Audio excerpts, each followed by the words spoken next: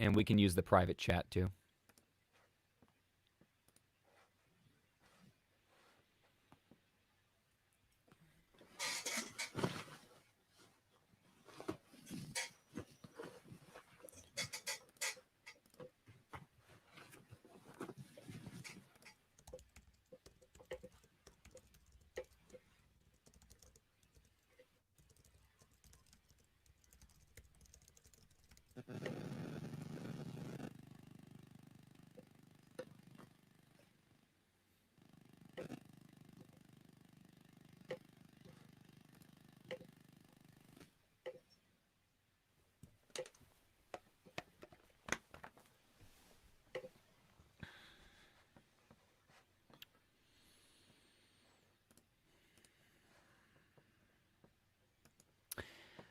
Hello, and welcome to Beyond Networking, the podcast where we help you build a sustainable career by leveraging the power of connection.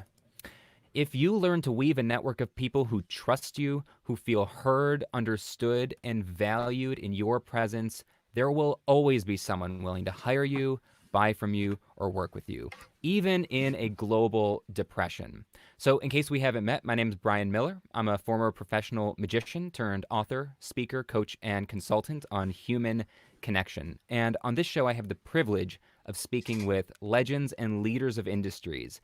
Prominent guests recently include business legend Seth Godin, digital marketing pioneer Shama Hyder, and communication expert and TED legend Julian Treasure.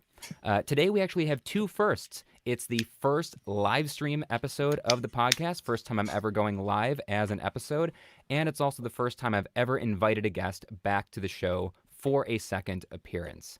So today's guest is Michael Kent. Michael is an internationally touring and award-winning comedy magician who's appeared on Penn and Teller's Fool Us, which many of you have probably seen. He was one of my first mentors in the business of magic as a young aspiring professional magician. He's since become someone I'm very lucky to call a colleague and a friend. Michael, welcome to the show. Hey, man. Good to see you, Brian. How have you been? You know what? I've been well. Are we supposed to answer with the standard answer, or are we supposed to have a real conversation? No, this better be real.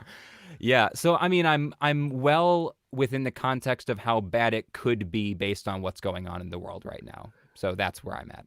Okay, that's fair and an honest answer, and I could probably answer the same.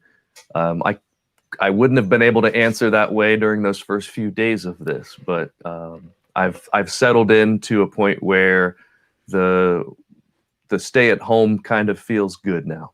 So yeah, isn't that interesting? I just was mentioning that to someone earlier today, that over the last week, I just finally turned the corner and kind of got into the rhythm of, we've been in it for long enough and we'll probably be in it for a long enough time that my mental state is starting to settle a little bit. Are you getting there too? Yeah, I feel like I was there maybe a couple weeks ago, where it's like a homeostasis. Anytime you get disrupted, that it feels awkward and it doesn't feel good. And there was also some panic that had to do with the financial disruption to our lives with this. I've told many people this story, but for me, this started March 10th. That was when the first cancellations came in. And I kind of knew they were going to come in. Like it was to that point where it was like, I feel like people are going to start canceling shows because of this. And then they did. The 10th, 11th, and 12th, my entire calendar got wiped out. We're talking, as you know, ridiculous amounts of money in a short amount of time. Impossible to imagine. Yeah.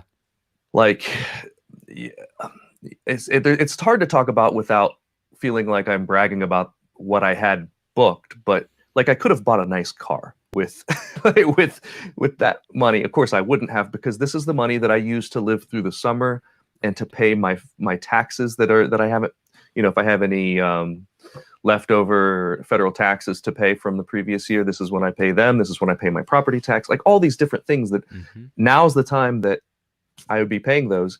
And all of that money was all of a sudden gone.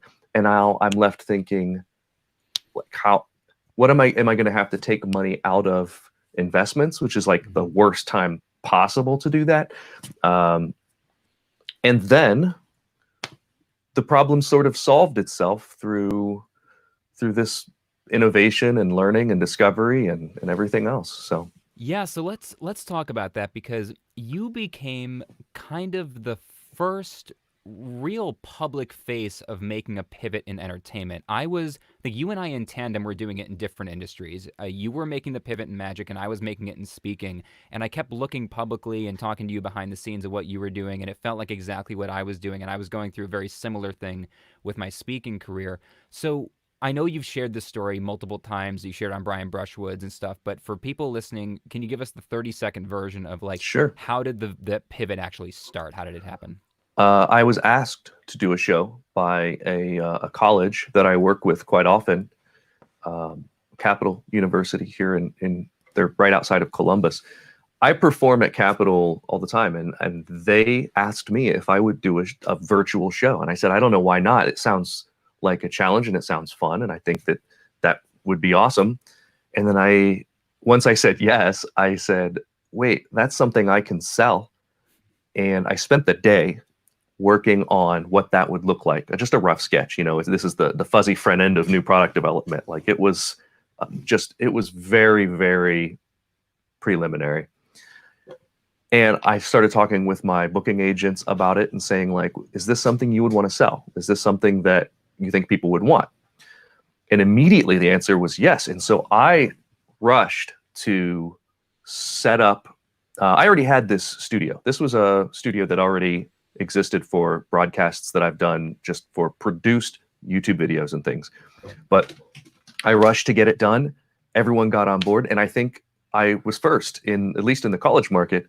I don't know if that's true. I've been told that. I don't know. I'm not trying to compete by being first. I just really was trying to save my career, and it worked. I've spent the last 6 weeks doing all of these shows. I've done as many as 3 in a single day, and now I'm selling them to corporates and even private events that I've never even I haven't done private birthday parties and stuff since I was 20, and now I'm doing them. Like I did one yesterday. So okay. So a bunch of different things to go on there, and I want to kind of pick apart everything you just said and get some detail on each of them. But let's talk first about that first one, that first virtual show. I'm really curious to get into how you ended up pivoting into corporate and private events, something that 6 weeks ago I would not have assumed was likely, because colleges made sense to me. Those of us who've been in the college entertainment market, that made sense, at least in the short term.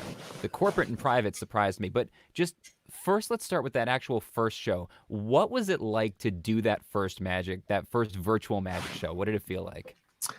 It was scary. It felt very similar to some of the early live stage performances, because you don't know what's going to happen. You don't know how it's going to go over. The difference is it feels like there's a little bit less fear around like shame, stage fright, that whole loop, because just like you don't get good positive feedback during the show, you also don't feel negative feedback because it feels exactly the same. Like if you tell a joke and it's crickets, it's supposed to be crickets. So there's a little bit less fear once the show is going. I wouldn't say I was like a rookie to working in front of the camera, but certainly didn't have as much experience as on stage. So I've gotten so much more comfortable talking into a camera in the last 6 weeks. But that first show, I could feel very uncomfortable. I was looking at the monitors a lot. I was, and even before then, when I was writing the show, I knew right away that my stage show wasn't going to play well on screen. It just wasn't. It was going to be boring on screen. It's the opposite of boring live. You put that on a live stream, and who cares? It's just slow.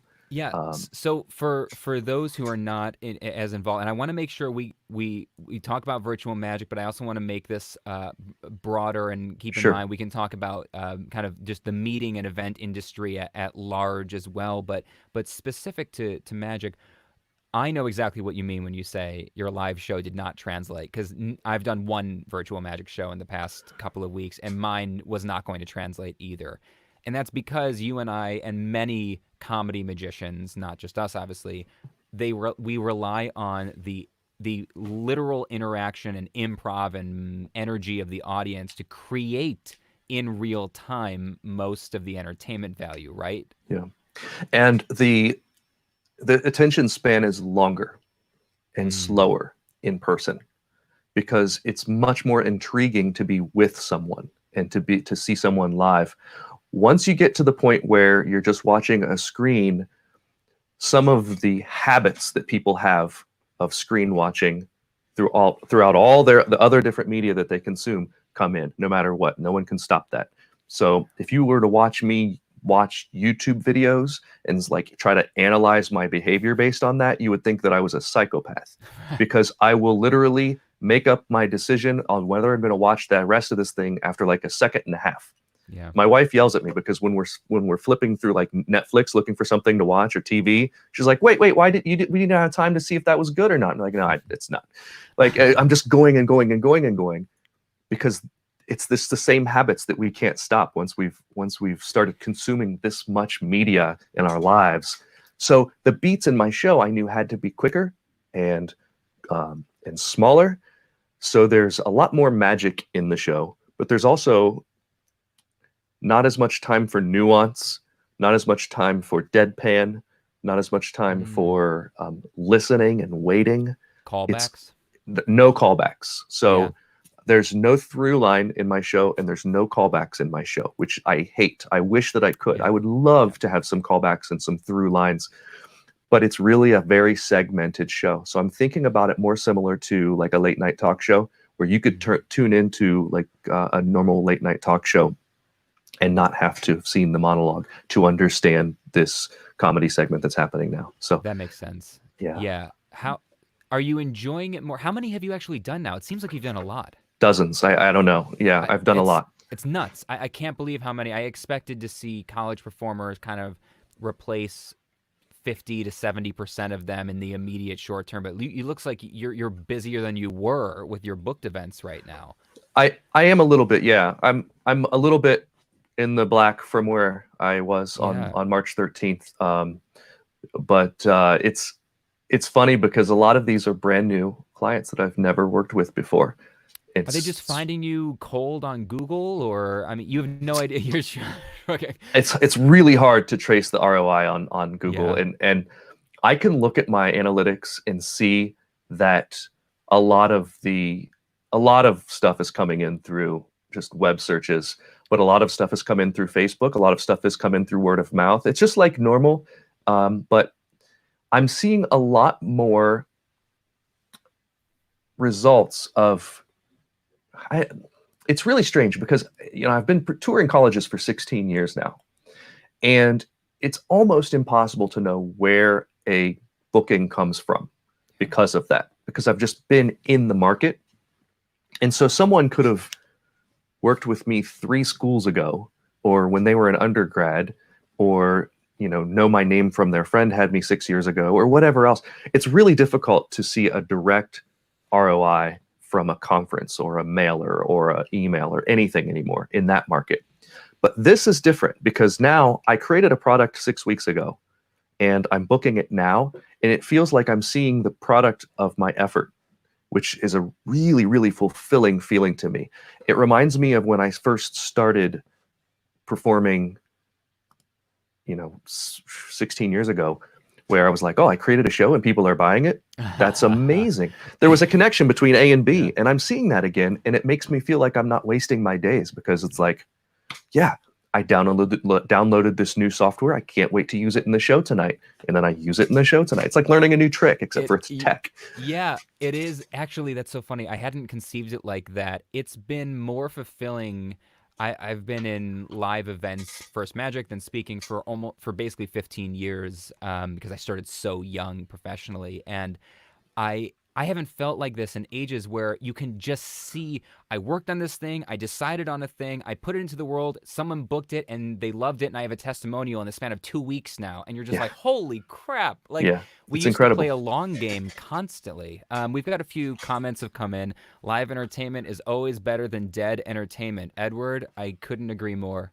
Adam said, "Great point. I have no idea to what that was about, but thank you for that. We'll take it."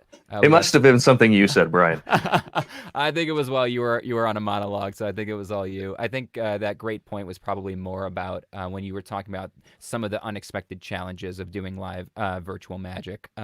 Stuart Hillhouse, great podcaster, digital marketer. I was on his podcast just a few days ago, but it hasn't come out yet. Thanks for being here, Stuart. And Kelsey, good friend and colleague. She's in a mastermind I've been running for the facilitating for the last year. We appreciate that you were enjoying the conversation.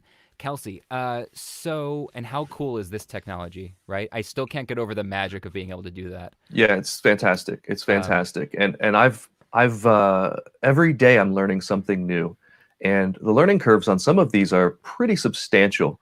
In fact, I just yesterday learned something brand new that I hadn't added to. Every day I'm adding something to the show, and it's usually in terms of tech. Some of it's been in terms of magic, but the formula that I created for the virtual show, most of that stuff has stayed true, but there have been adjustments. I'll give you an example.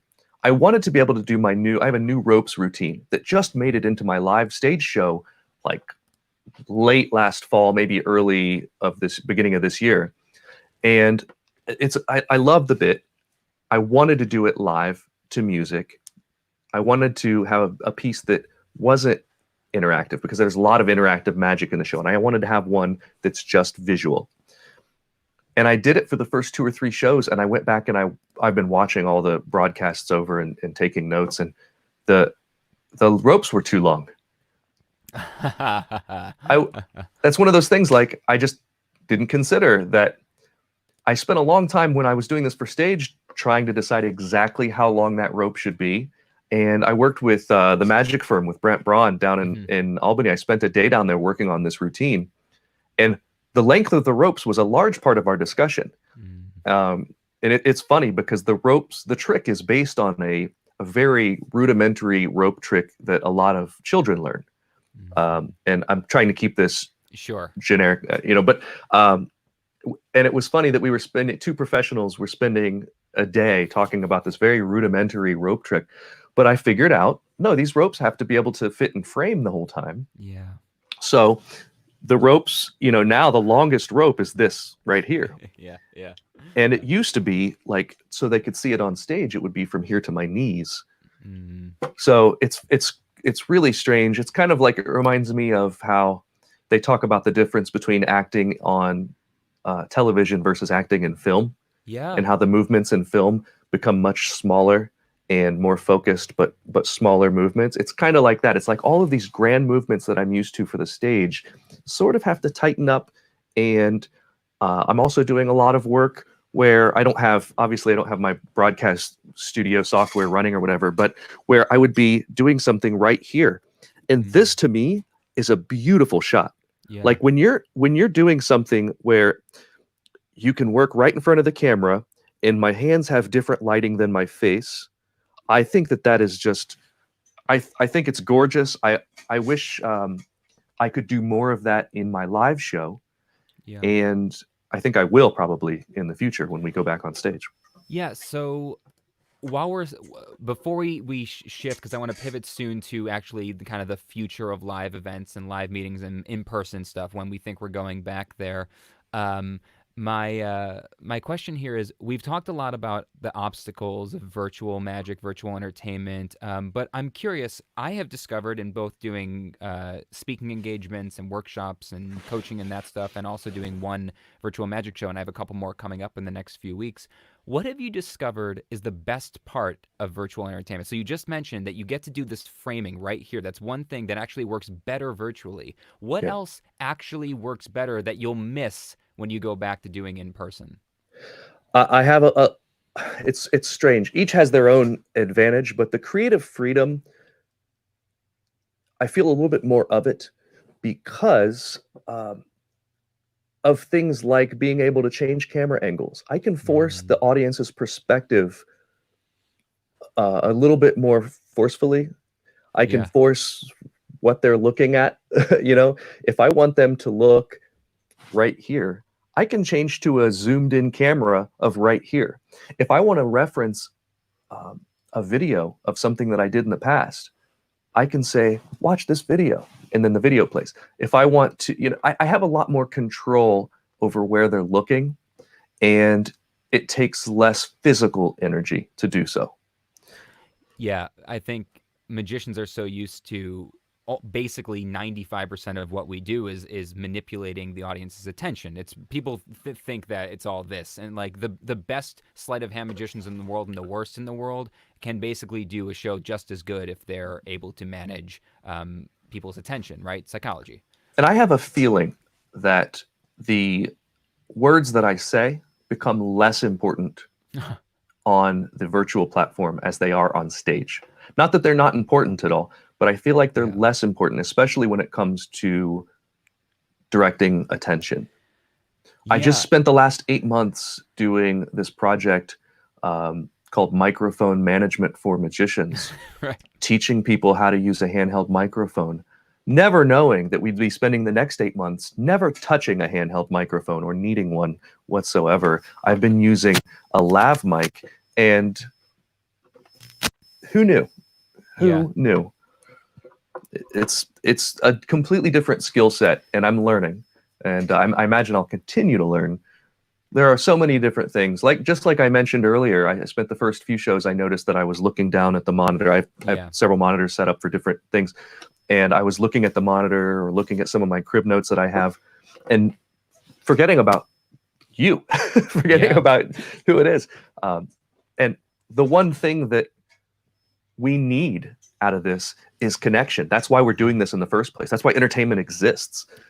And without connection, why are we doing this? If it's not live, I mean, why does it, I could be performing for a wall and you could be watching, and it's not interesting. Well, you could just link someone to one of your videos that you've done from a live stage show in the past, and that's why. So I'm curious now. So let's pivot a little bit to the actual in-person, in-person events. First, I have received offers, multiple offers already to do in-person events as early as June, July, and August. I've received a bunch of them, and I've said no to all of them. If you receive, are you receiving offers for in-person events already? Yeah. You are, right? Yeah. So I feel like entertainers, live event professionals at large right now are going to face a bigger problem than the first problem we had a month ago, which is the problem we had a month ago was that the events got canceled. But that was kind of okay because it got canceled. Everything got canceled. So we couldn't do the events. Now we're facing a situation where certain parts of the country in particular are opening up earlier. They're going to have live events. And now we have to choose, do I actually feel safe? Am I willing to put myself at that risk, my family at that risk, to say yes and go out and do these? Where are you in that right now? Well, first of all, I'm in a little bit different situation because my first offer for an in-person stage show isn't until September. And it's a Canadian group. So right now, I'm saying yes to all of the live shows. Okay. My thinking on that is that this isn't me asking people to come to the Michael Kent show. This is a group or a company asking people to come to their show.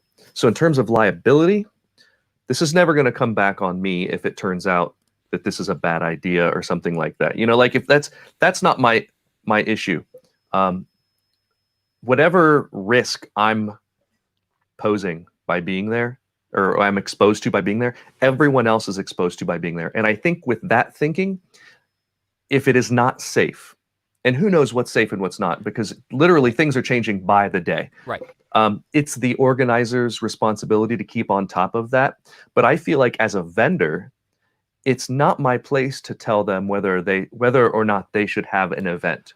Oh no, now, that's only because it's not the Michael Kent show. If someone says, we want you to be, like we're going to put you in a theater for June 1st, and we're going to sell tickets.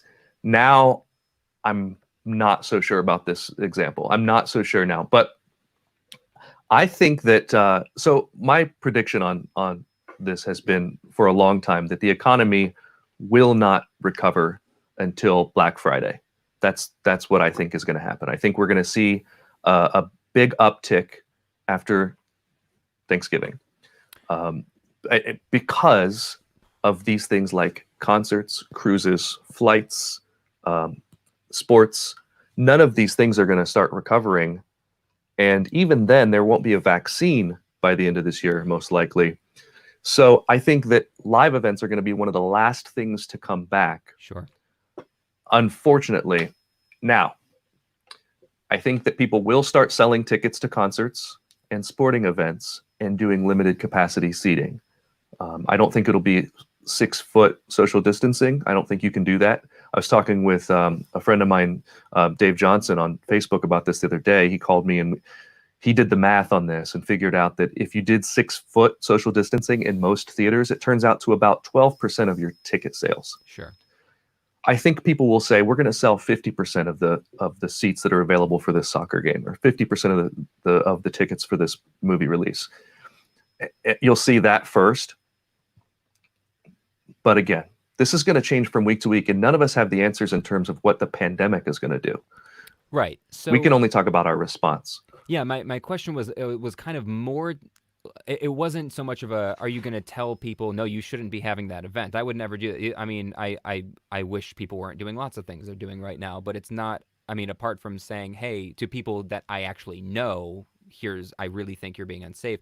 I wouldn't say that to somebody who came to me and said, we want to book you for this in-person event. I wouldn't say to them, I don't think you should have that event. But the question is, do you feel comfortable doing that event? Do you as a person, bringing it back to your family and potentially exposing yourself? Like I can't believe I'm getting asked for in-person events again as early as June, July, and I'm in the hot spot. I'm in the greater New York area, and I'm like, you don't want me at your event. Yeah.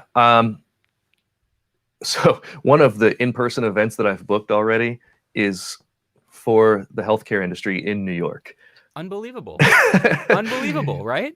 But for as much of me wants to say, okay, maybe that's a high-risk group, there's another part of me that says what I provide is a service that those people need probably more than just about anyone right now. I usually am not very good, my wife will tell you this, at judging risk when it comes to stuff like health and safety.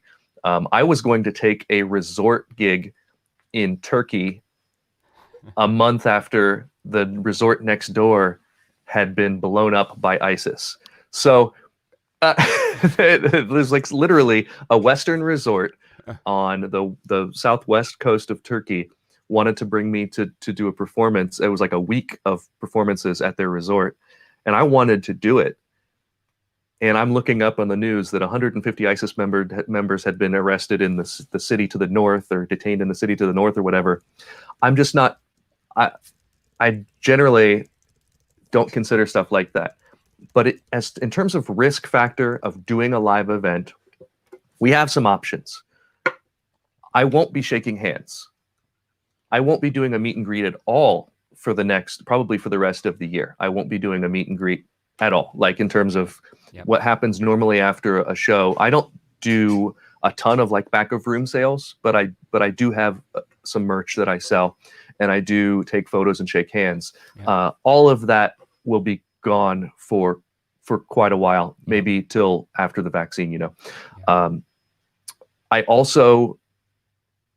have a few bits with interactions with volunteers. I'm thinking about the chicken trick, and I've always had the volunteer on stage wear rubber gloves. So that's sort of a bonus. We don't have to worry about that one. But just generally shaking hands and things like that usually help us gain community with the person that's on stage, make them feel more comfortable. I took a Offner's workshop in February. Phenomenal. Oh man, I would love to do that. There's so much that he talks about making people feel comfortable and guiding them, and a lot of that stuff is going to be very, very difficult when you're invading someone's personal bubble, and everyone's personal bubble just blew up to 6 feet. If a stranger right now tried to ask me to put a prop in front of me and asked me to grab a card or touch it, or God forbid sponge balls, I would Yeah. freak out right now. So that brings up another point. I went through all of my close-up material, Yeah. and I figured out I don't have to have anyone touch anything of mine in any of my material if I don't do sponge balls. So sponge balls is the only thing that I think is probably not a good idea for the foreseeable future. Sponge balls, if you're not familiar, they're exactly what they sound like. They're little balls of sponge that you're putting in someone's hand and then taking out and walking to that group and putting them in that person's hand, It's and a then putting terrible them in idea. that person's hand. And it's a horrible thing for something like this. But everything else, even all my card work, I can do without them ever physically touching any cards.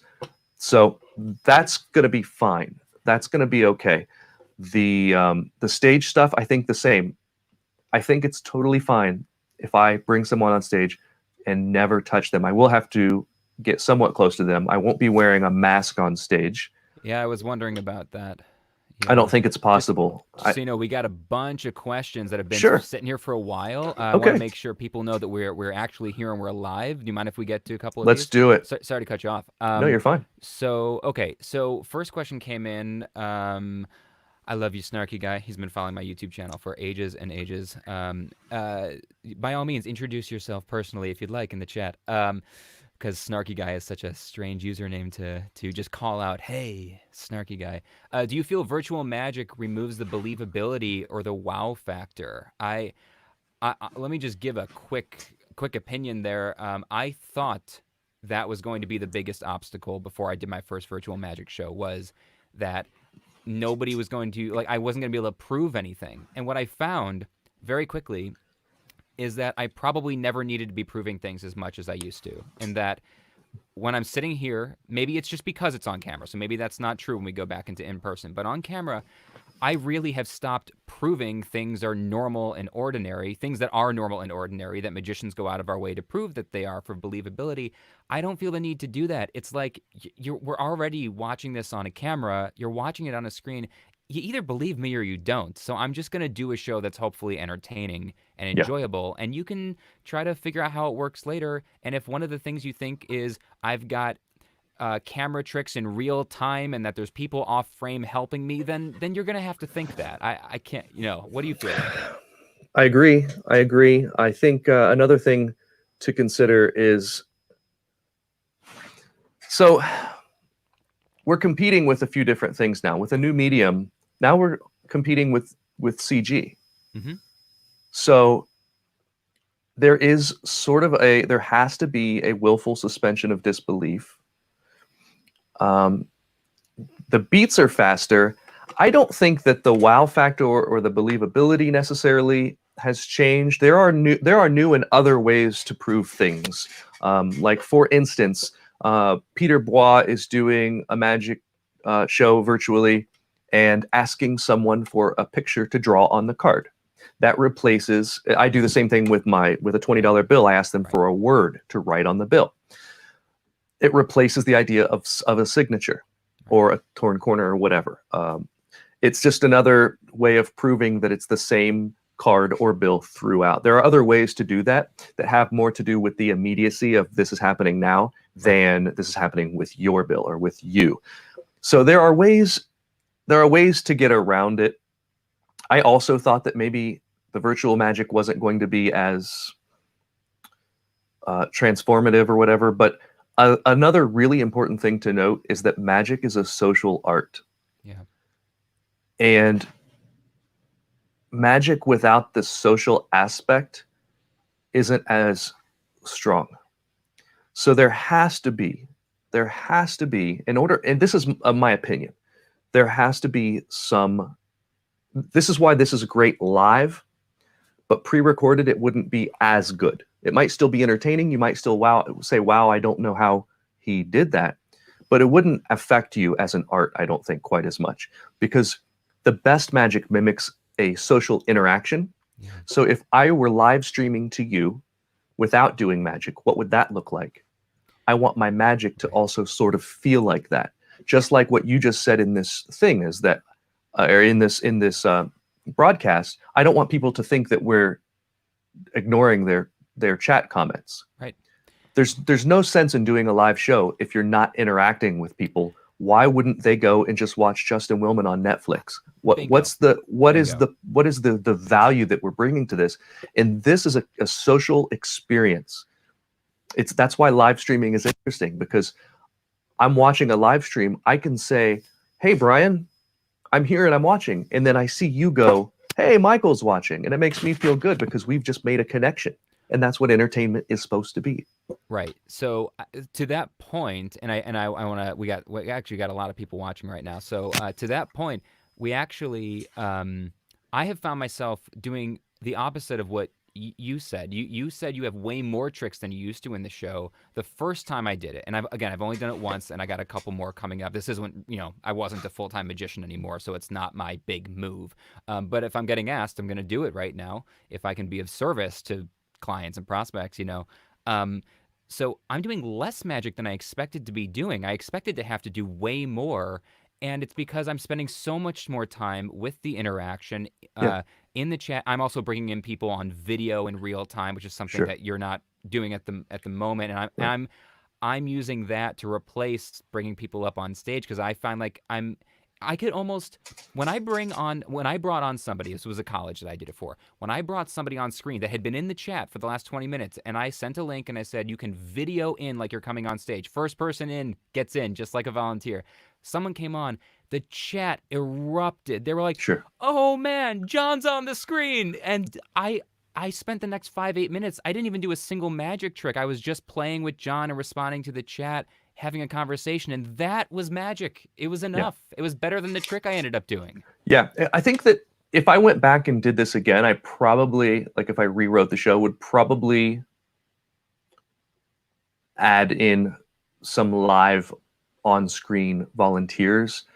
But also the style of show that I'm doing, it it doesn't really need that. Yeah. I am interacting heavily with the chat itself, but I don't know. I go back and forth on this. This is the type of stuff where I'm in the process of learning about what's better. I can understand an argument for both. I can certainly understand the argument for the volunteer or the audience that's watching, seeing other audience members react Yeah. and that amplifying their reaction. It's just like it's the same reason that laugh tracks were invented for television, because when you hear other people laughing, it becomes funnier because it's a contagion. It's a social thing. And same with watching David Blaine specials on television. They were heavily geared toward watching the reactions of people than the magic. So I can see the argument for that. I also, it's a lot more work. It's a lot more work. It It's is, yeah. No, it definitely is. So we had Christopher Morrow popped in and got inquiries for May and did not feel safe. I hear you there. I turned down ones for May as well. I've turned down ones for June, July, and August already. I've had so many. I've only said yes to ones that were much further in the fall, and even those had contingencies. I'm trying to work with the people who are doing it sooner, who are trying to book stuff in July, and kind of saying to them, listen, I really don't think this is going to happen. We should plan this virtually. And then if it ends up being safe by some miracle, we'll do it in person. I'm trying to shift it that way. Dan Martin's been here in and out. Dan, one of the best in the business. Good to see you, Dan. Thanks for being here. I know one of your best friends. Let's see. Who do we have? Nevin Magic. What's up, Oh, Dan? Good to see you. Sorry, I just received a text about this broadcast that I'm trying to tell him to go over and answer the question here. Oh, good, good, good. So that's good. We have engagement from every which way. Nevin Magic. This goes to a question that I was going to ask you, Michael, a little bit later. So Nevin is in his first year. He graduated last year in May from college. He had spent years kind of touring with me on and off, kind of doing an understudy thing, whatever, old school apprenticeship. And he started to really build that first year of professional magic. And now this happened. And so my question is, young magicians are usually instructed to build their career by working at restaurants, handing out business cards to get some local work, and you build and build. There's a path forward for magic. that is not a viable option maybe for years, right? I mean, restaurants are not going to bring magicians back into the tables for a while. Yeah. Would you encourage a young magician right now to continue pursuing this as a career, or hold off a year or two and learn something else for a while and then come back to this? No, nothing changes other than your audience isn't in the same room with you. Okay. Just like the switch from vaudeville to the screen to the, like Yeah, yeah, this yeah, is yeah. just, it's the same art. It's just different. People still need to be wowed. People still need to be entertained. But I think that these young magicians are going to have an advantage over people like Mhm. us because they're going to be learning on this medium and starting on this medium. And then when we get back to in-person shows, just like there was a learning curve for us here, they might have a learning curve to adapting that for the stage, but it's not something they have to worry about now.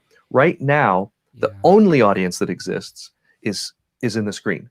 That's the only audience there is. And I have learned from 6 weeks ago to now a ton. Yeah. And that reminds me of the hundreds and hundreds of shows that you have to do on stage to really understand your voice and understand your art. It's the same with doing these. I've done acting in television commercials.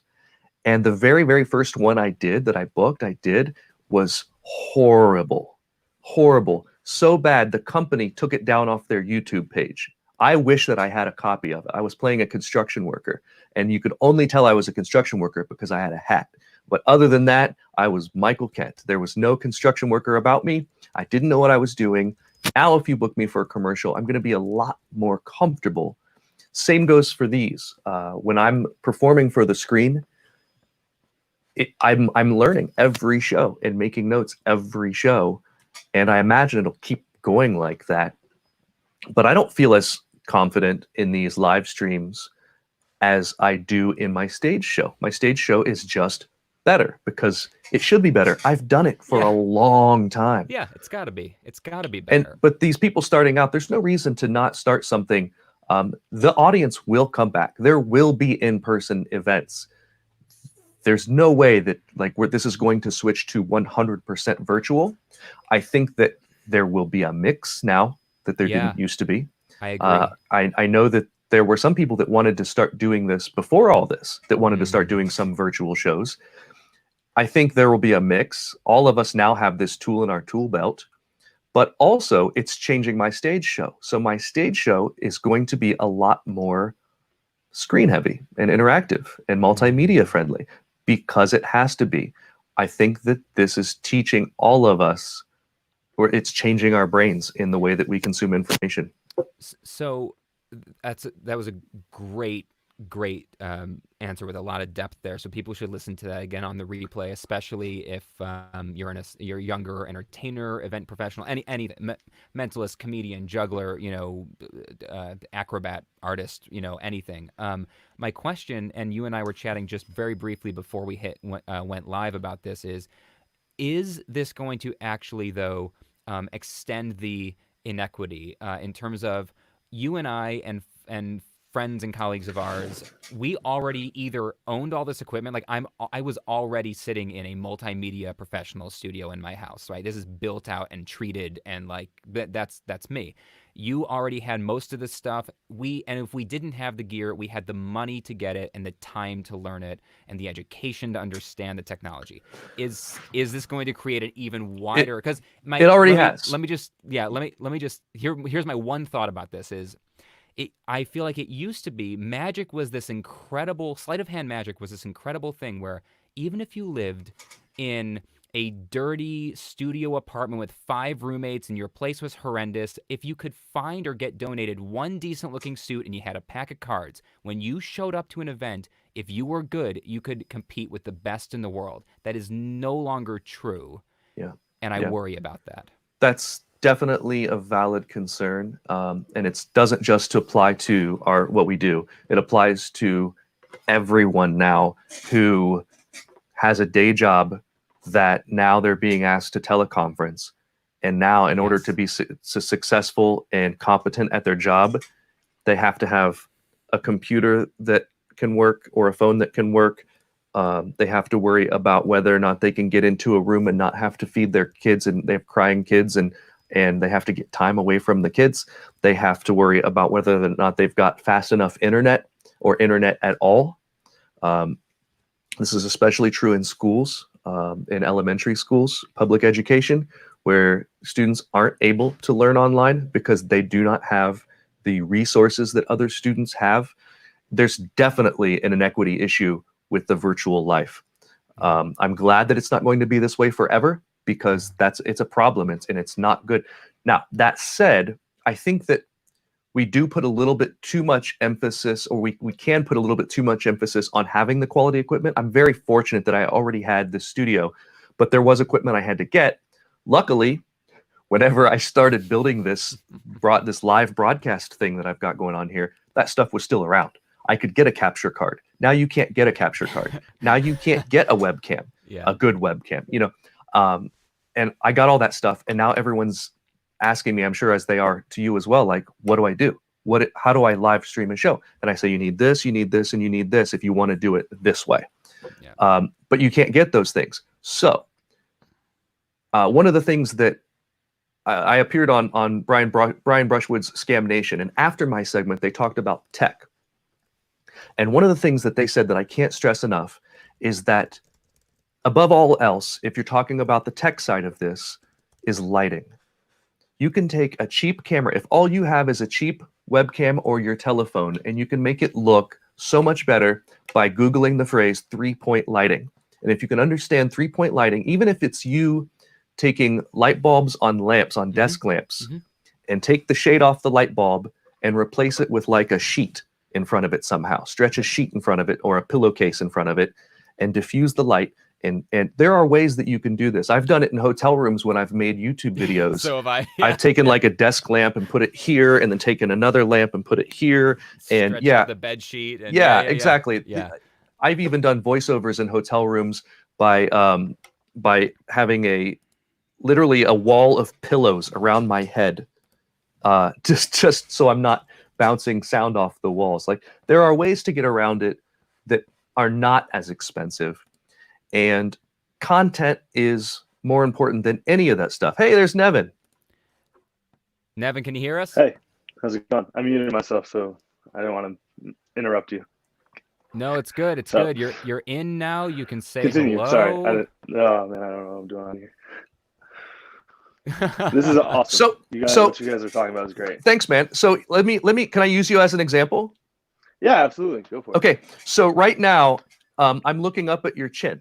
So if this were to be like it's fine, because this is just, you're not performing. This is just a broadcast. But I want to use this as an example. If you were to raise the camera a little higher, and have like a backdrop, like right now I'm looking at your pillows and your bed and stuff, and I start it's in the flag is distracting. I don't know if that means you can't swim or if that means that you shouldn't swim. But in any case, you should not swim. In any case, consider your background, but look up a few things. The rule of thirds is important to know, and 3-point lighting is important to know. And, for instance, a lot of people do exactly what you're doing right now, is they go to the brightest point in the room, and that's where the window is. However, the window is behind your shoulder. If you flip 180 degrees around, if you can, now we get a little bit dirtier room, and the camera, the camera exposure hasn't adjusted to your face yet. If you tap on your face on your phone, just tap on your face. I don't know if that'll work on here. What are you on? Well, you're in the StreamYard. He's in StreamYard. So. Okay. Well, in any case, that will usually make a big difference, because there are things that you can do without having a really professional broadcast quality studio. Yeah, that was the point. So thanks for letting. I have this. Yeah, thanks for letting me use an example of you, Nevin. I wasn't meaning to. I really tear up my room. No, everyone's going through this, and everyone at work is Zooming from their homes. And there are little things you can do without spending any money and just a couple seconds that can really help you just look more presentable. So, so that's the thing. Also, like, brush your hair. I'm just kidding. I'm kidding. That was a joke. I can't help myself. I do it all the time. It's terrible. I have everything you need. Brian knows this. I have literally all the tools. I think for me, is I came up in this weird in between world of when the phones first started coming out. Like I didn't have my first like iPhone until I was a senior in high school, right? So like I'm still on that weird learning curve of like I know everything, but I'm not comfortable. Like I'm not old enough to the point where like I can say I've got all this experience, all the skills. Like I'm just gonna go on camera and do it. Like I still have this weird thing where it's like I don't feel comfortable in my skills enough on camera. In person, I know I can control the conversation. I can control where you're looking. Yeah. But on camera, there's that like no shot. If you mess up, everyone's gonna see it. And So there's no recovering from that. I have a quick suggestion about that. And this is something I've been doing just in reference, not in reference to the confidence with performing and with magic, but in the confidence of my knowledge of my tech system and what my broadcast system that I've got going on. I've been going on Facebook and just talking so just for friends. You can even lock it down to a smaller audience. Maybe go on Zoom get like a group like this size, like 5 or 6 friends on Zoom. And you can use that as a practice session, just like you would socially. You can use it as a practice session, both your relationship to the camera and say, hey guys, what do you think about this? And treat those people that you're Zooming to as if you don't know them and they're a wider audience. And you can limit your range. So the first time you're broadcasting, you're not going out to tons and tons of people. And even that said, when you do start live streaming, especially if it's like an open live stream on Facebook or something, I've noticed there are a lot of live streams where even if it's public, there are still only 8 to 10 people watching. So yeah. I don't think that it's something to be especially nervous about. I think that what takes the work is your relationship with understanding how to treat the camera as those people that you're talking to, which is a difficult and weird thing to convert to. That's great. I want to make sure I introduce some of the folks that jumped in. Adam, we'll get to you in a second because most people Brian, watching I my can see you live stream talking, know. but we can't hear you. I've got you. You got me? I can't. You can hear me okay? I'll mute my. Adam can hear me? Yeah, I can hear you. All right, Nevin, it's your fault. So we've got Shanghai in the house. I just want to make a note of how amazing this is. So in real time, you're in Ohio. Nevin and I are in Connecticut. Adam's in Buffalo, New York. But we have somebody in from Shanghai. Introduce yourself, my friend. Thanks for being here. Oh, hang on. Wait. We got you. We're good. Go. Hey, I'm Snarky Guy. I originally got that moniker because I am in communist China and I was worried about putting my real name out online. So it's like, I'm snarky. I'm a guy. There it is. They'll arrest you for being snarky in China, though. So be careful. They will arrest you for many things in China, but not drinking and walking down the street. That's perfectly fine. Great. That's great. And Michael, I don't know if you actually know Adam personally, if you ever met. Adam and he's one of my oldest friends in the world. We've been kind of thought partners for a long, long time. He's a world-renowned puppet builder. Adam, you can introduce yourself. Oh, that's amazing. To Michael. Sure, yeah. And we first connected through magic in high school, too. So I was a professional magician for 10 years as well. But one point that you brought up, which is something that I thought about a lot, is how you talked about the 12% seating capacity for some venues. Now, do you think that will inflate the ticket price to like 88% to try to even it out a little bit for businesses? No. Well, first of all, I don't necessarily agree with the 12% thing. I think what we'll see is 50%. Sure. But same question applies. Yeah. Same question applies. Unfortunately, I can see that happening, especially when it comes to sporting events. Yeah. Because I live here in Columbus, Ohio, where Buckeye tickets are really tough to get for 110,000 people. What's it going to be when it's 55,000 people? Is it going to be, since it's twice as hard to get the ticket, there is definitely a supply and demand that's going to take effect. Unfortunately, I do see that. I don't see it affecting our events because events like mine don't have the demand that a sporting event does. And so I don't think anyone who is not a nationally recognized name is going to be able to get twice as much money. So touring shows that come through, like let's say Off Broadway comes to your local performing arts network, and they bring in The Lion King and they sell half the tickets, I can see them saying it's twice as much, or they do twice as many shows at the same. I really don't know. It's a great question. For some reason I see sporting, the people who run sporting events, is slightly more nefarious than performing arts. So maybe that's why I see it more taking place. Sporting events specifically, what I think is I do think it would be a little, I don't think it would be as low as 12, but I don't think it would be necessarily as high as 50. Maybe I'm wrong, but let's say it's 25% of seating capacity. Like you said, it's going to be a prime ticket price. And then for everyone else, it's going to be on television. But what I think they'll do is they'll add a third component, like maybe drone shots or helmet cameras or something for players, and then let that be an upsold streaming cost or something. I think that's brilliant. And I was talking with my neighbor yesterday about how this necessity has become the mother of invention for so many of us, where just like in our industry, we've been forced to innovate. I think all of these industries will as well. Look at all the late night shows. I think a brilliant example is looking at week 1 of virtual Saturday Night Live versus week 2 of virtual Saturday Night Live. Yeah. They figured a ton of stuff out. They figured out that if this is the medium, we have to treat it like the medium, not treat it like SNL. Right. And same thing with, Trevor Noah and Jimmy Fallon and all these people. Like, you can see the show progressing and getting better. And if football games, if the NFL plays, which who knows what's going to happen there, and they play to empty stadiums, there are going to be things that fill in for that part of what essentially is a television show. Right. There's a whole aspect of the television show that's missing now.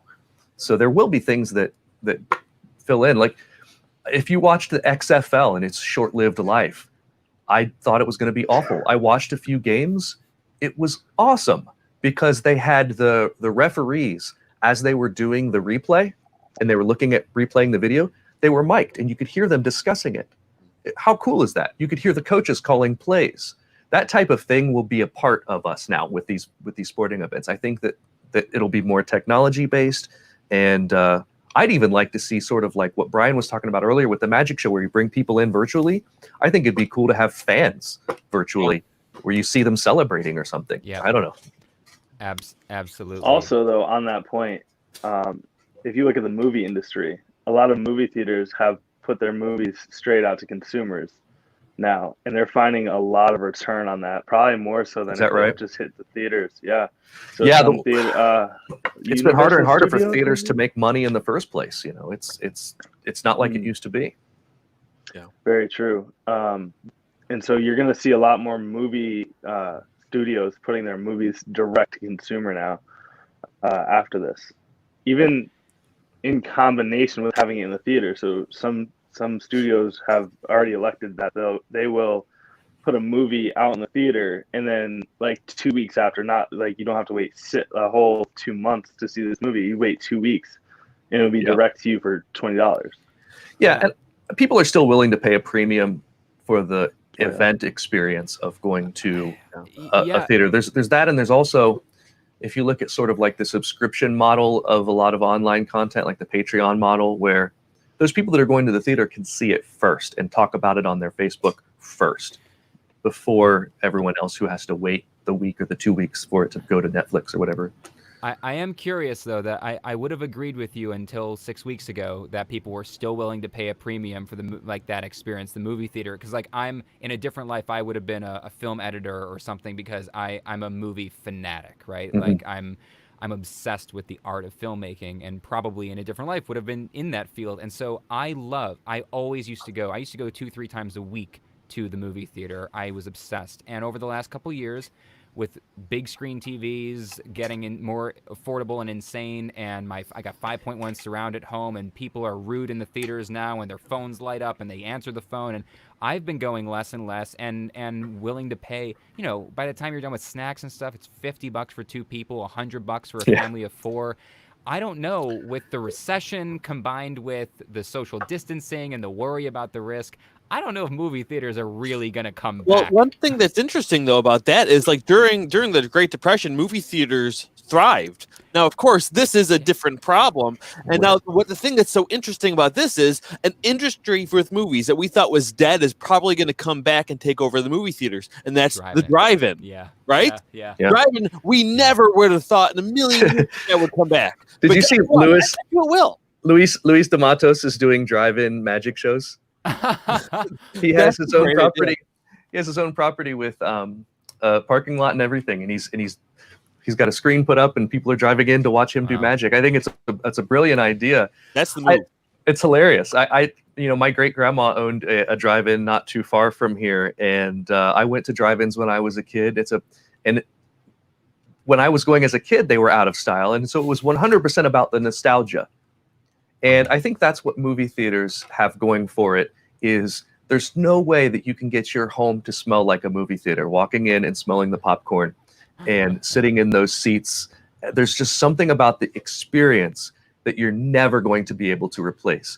And now you're right, Brian. I mean, a movie watching experience might be more enjoyable in terms of taking in the film at home now, especially because I don't have the best hearing and I watch everything with captions on all the time. And I don't enjoy going to movies quite as much because I haven't yet figured out the teletype or whatever they have that does that. I haven't done that yet. And I'm constantly asking my wife, what was that? What'd they say?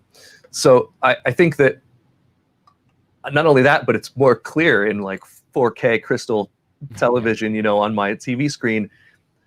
But there's something about the live experience that's never going to be able to replicate. There will always be, those are the words that I'll eat one day. Yeah. But you know what though? I think more it's just weighing the pros and cons, because you know what? When you go to a movie theater, even though that is a nice experience, you got to put pants on, And maybe it's a day where you don't want to, So there is always give and take with those things, and it's just weighing those options. That's definitely true. You're playing Russian roulette too, because you always got the screaming kid in the theater that's going berserk, and you're like, oh my god. Michael, I just want to give you a chance. But also, Nevin, my wife asks a lot of questions during movies at home, so. Michael, I want to give you a chance. I don't ask, I just talk. I'm like, God, did you see that? I'm like, that light does not match the scene.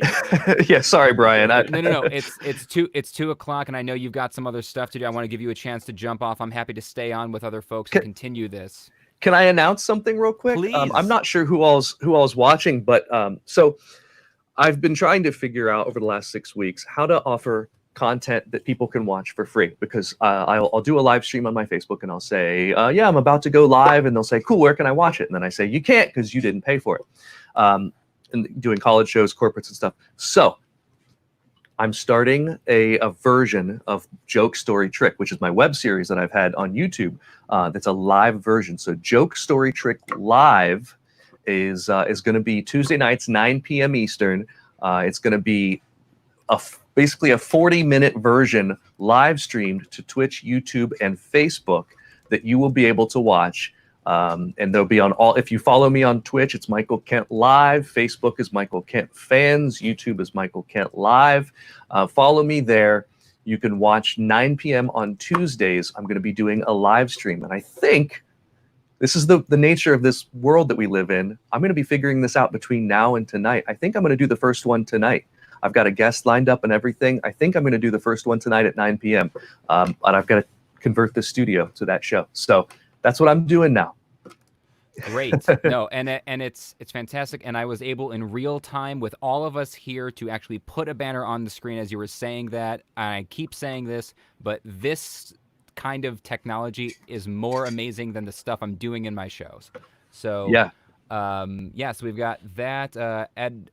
Just real quick, Edward said can't click on the link. Yeah, phone, Facebook. Oh, on a BlackBerry. I did not know that was still a thing. That's amazing. Edward, you guys check this out. Be able to eBay that. Look what I found. Your BlackBerry might talk to this thing. Oh my gosh. I found this in my basement the other day. Oh man, that That's wild. All right. So, yeah, like you said, if you need to hop off and do what you need to do, I'll stick around for anybody who wants to continue this for a little Awesome. bit. Michael, thank you so much. I think this Thanks, was really Brian. valuable. This was a lot of fun and good to see everyone. All right, man. Take off. All right, we'll see you. All right. So, hello, The everybody. puppet guru. We are all still live out there on YouTube and Puppet guru. Facebook. I'm good for another maybe 20 minutes. If we wanted to spin off that conversation to anything else, was this? You guys were mostly watching the whole time until at the end when you jumped on. Was this valuable? Was this helpful? Oh yeah, this is great. Yeah, it's it's I don't want to say this in a way that knocks a lot of magicians, but it's really refreshing to see a magician that is so thoughtful in all aspects of his process beyond just the magic. I think a lot of magicians are very thoughtful in the magic, but then when it comes to the process and the storytelling and the thinking about his audience the way that he was, I don't feel like I see that as often as I would like to. No, I agree. It's obviously one of the, you know how I am, Adam, and it's one of the reasons that when I was, 18, 19, whatever, that Michael, of all the magicians on the internet, which at the time it was not easy to find magicians, he was on YouTube basically when YouTube came out, which is probably mostly why I found him, because he was one of the ones who thought to start making YouTube videos at the beginning of it. But when I was an aspiring professional, we were in our first year or two at college, he was the one I reached out to. And to me, he was a celebrity. His videos on YouTube had 10,000 views, which at that time was like, that was the most amount of views you could have. Yeah. And I reached out to You know him. what? I actually remember you telling me this story years ago while it was happening, but I didn't click that it was the same names. Yeah, that is remarkable. Yeah, and so what I didn't realize at the time was when I reached out to him then, he was probably only 3 or 4 years into his professional career. But to me, he was a celebrity. And so when he wrote back, he emailed me back, I remember freaking out like it had been David Copperfield. And over the years of college, I would occasionally ask him questions, and he would give me advice, not on magic, but on the business of magic and college entertainment. And he really was selfless in his, which I was not used to in the magic community, which is, snarky guy, sorry, there's 3 magicians in the room right now. Magicians, by and large, are not selfless the way that teachers are. You're an educator, who have a habit of really just sharing openly. Adam's also an educator. An art teacher, and not to slam all magicians, it's not all magicians, but the magic community by and large can be very built on secrets. I want to keep my stuff for me, and I don't want other people to know what I'm up to. And I think it exists in all art forms too. Sure. There's the difference. We call them puppeteers, and some people are puppet owners. It's same kind of like what we were talking about yesterday. There's podcasters and people that own a microphone. Yeah. Yes. You yes. know. Oh, by the way, somewhere came through earlier, Adam, something for the two of us on our about our podcast that we've been doing, and gosh, where did it come through? Somewhere, somebody, maybe they deleted their own comment because, oh no, it's right here. It's Edward. There he is. On to the next project. He answered the question that I asked at the beginning of yesterday's episode: should I keep my beard or shave it? And as you can tell, I shaved it. I was really one day away from having a quarantine beard, and I shaved it right before this live stream. So he said keep the beard, shave the head and eyebrows. That is not a thing that's going to happen. I did see that comment. I thought that was pretty hysterical.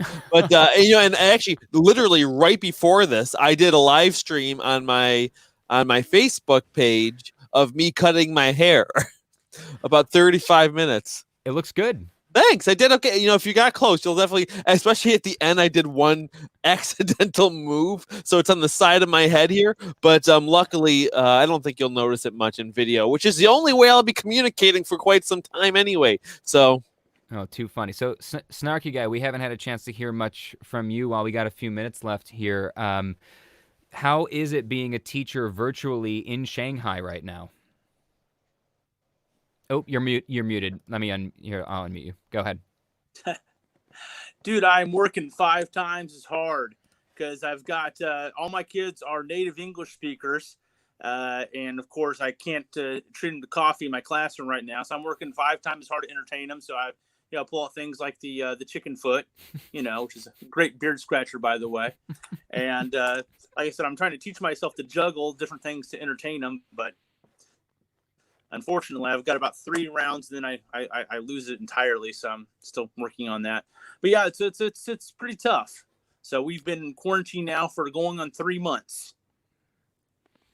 We are we're almost 2 months. I mean, we're basically 2 months here in the U.S. And although, depending on where you live, you wouldn't know it because like the other day we had one medical appointment. First time we've actually had to leave our community in 2 months because we've been doing all grocery delivery and everything. And I thought it was gonna look like a wasteland out there. You wouldn't know we're in the middle of a pandemic. I was driving around.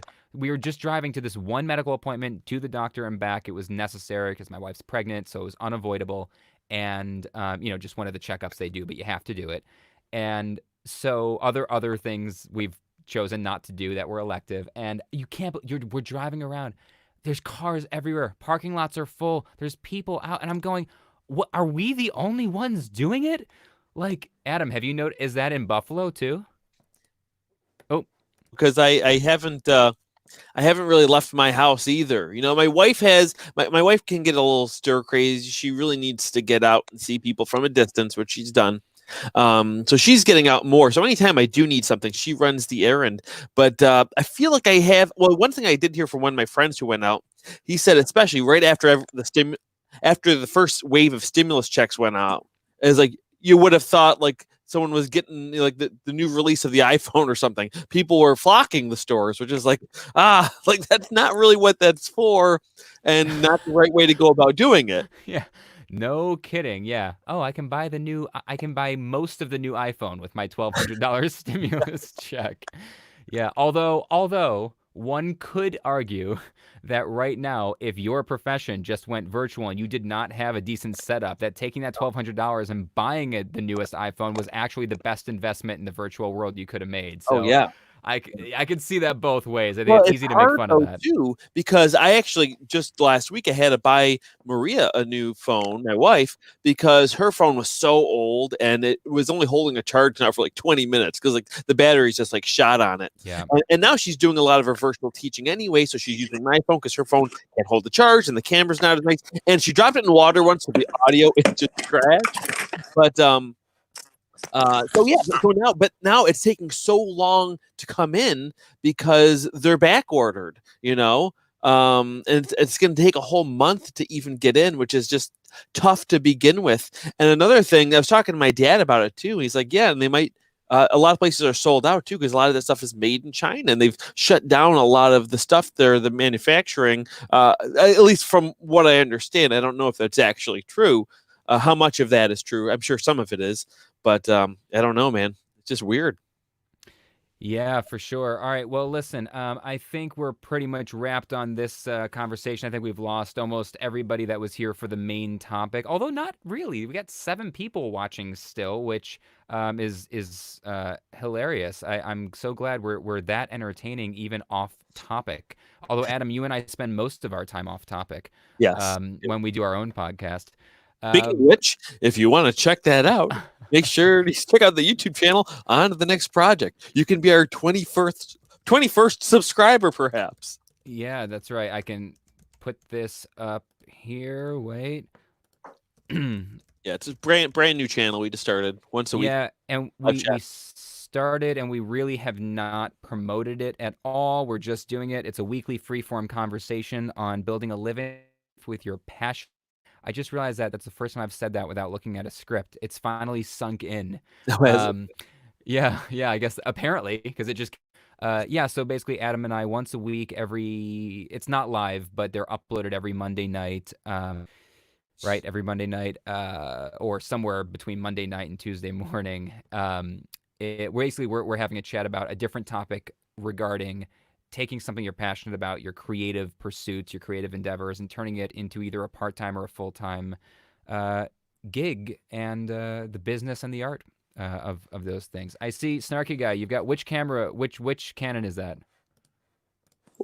Well, this really cool guy named Brian Miller introduced me to the Canon M6. Not the Mark II, the Mark I. Great camera. I miss that camera. So it took me forever to find it here in Shanghai, but I bought it, and I got the 1122 and the Sigma 16 mil. Oh, how's the 16 mil? Dude, butter sweet bokeh. Love it. I've been using that on my YouTube channel a lot, and I've just been having a ball with it. This thing is a beast. That's awesome. I loved that camera. I only got rid of it because I replaced 100% of my cameras with Panasonic because I needed to do unlimited recording for my podcast, which now I don't need to do anymore because we can't meet up in person and all my podcasts are virtual. So so I do miss the M6. And did you see that Canon just released a web app for folks? Kelsey liked that. Kelsey's a freelance videographer up in the States, and so she enjoyed Buttersweet Bokeh. They just released a camera app for you to do live streaming just via the Wi-Fi or whatever wirelessly with the Canon cameras. And I'm waiting for Panasonic because Panasonic, we have this unbelievable app on the tablet and on the phone. I have 100% remote control over every single thing. It's just like using the screen, but I'm using my phone. There is no desktop app for you to just use it as a live stream camera. I'm going, Panasonic, how could you not be investing? Even if they were charging for it, I'd buy it right now. Yeah. To be able to, not that this isn't a great, this is a good external webcam, but like, man, I'm sitting on 3 different Panasonic cameras with oh my gosh, here, Kelsey. Yeah, there you go. So far ahead before, and how did Canon go from being totally outdated and falling behind for years to immediately jump on this? It makes me want to sell my Panasonics and get Canons back again. I'm not going to, but Adam, I bet you they will, because they're going to follow. I wouldn't be surprised if they didn't even think about it.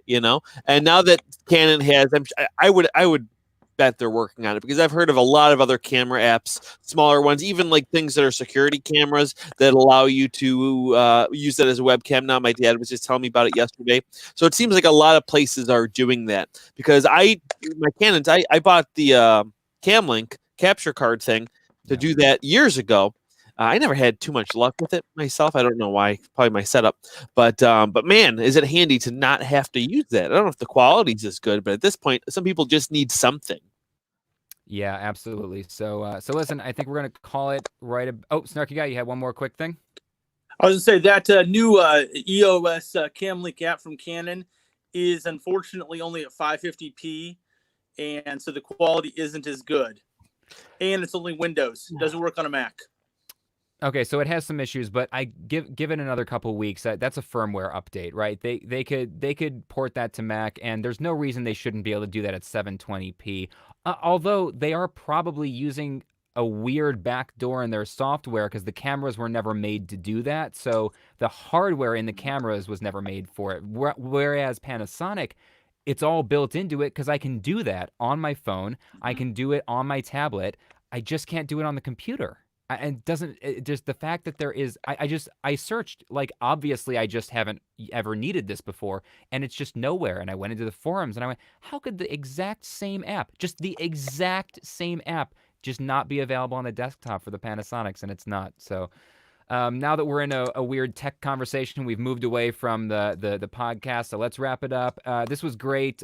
Thanks for jumping in here all the way from the other side of the world. Adam, we don't see enough of each other. And yeah, thanks everybody who's still watching this. I really appreciate you all being here. My name is Brian Miller. This is Beyond Networking, and we'll see you soon.